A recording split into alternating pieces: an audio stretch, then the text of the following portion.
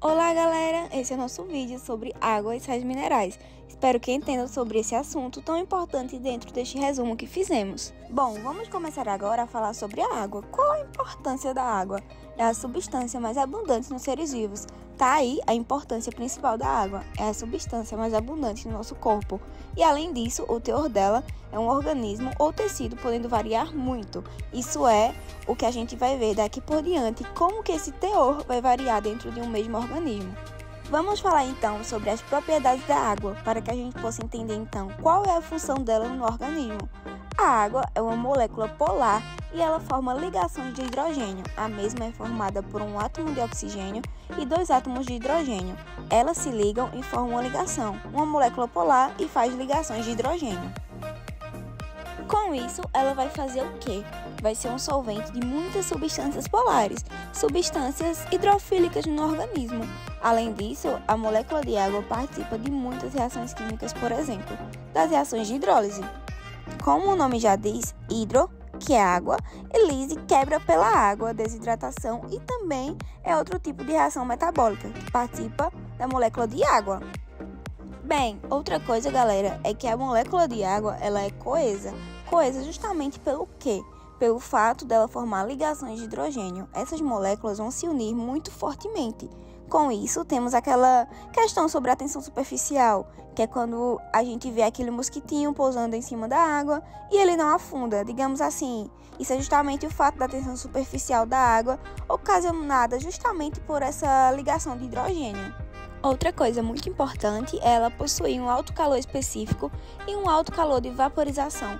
Tudo isso está ligado à função termorreguladora da água, porque como esses dois fatores, a água vai ser responsável por manter o organismo com a temperatura constante por um bom tempo, ainda que esse organismo passe com temperaturas muito frias ou muito quentes. Como então essa água vai variar? O teor da água nos seres vivos varia em função da atividade metabólica. Por quê, galera? Quanto maior a atividade metabólica, maior a necessidade da água.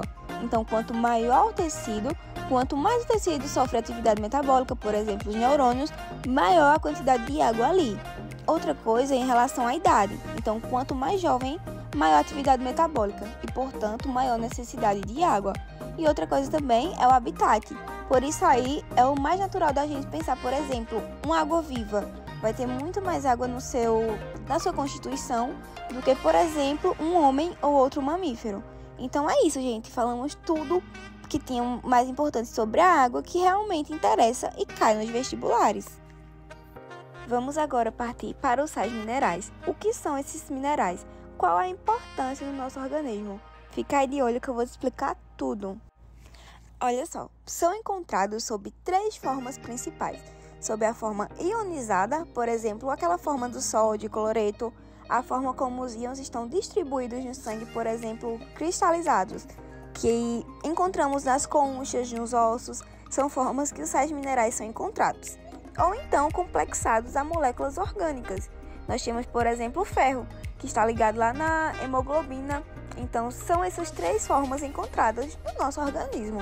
Os sais minerais vão participar nos mecanismos de osmose, facilitando ou dificultando a entrada e saída de água. Vão participar em vários processos biológicos. Por exemplo, nós temos o cálcio na coagulação. Enfim, nós temos muita importância. Eles são muito importantes, têm papel regulador nos processos biológicos. Eles vão estabelecer também carga nas células. Isso aí vai ser importante também para o processo biológico nos organismos. Vamos então, galera, falar quais são os principais sais minerais no organismo, já que a gente já viu qual é o papel deles.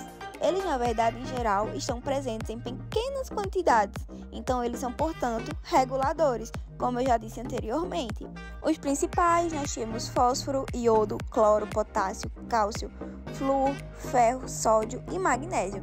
Esses são os principais sais encontrados no organismo. E foi isso, espero que tenham gostado dessa aula e entendido um pouco sobre o assunto. Beijo!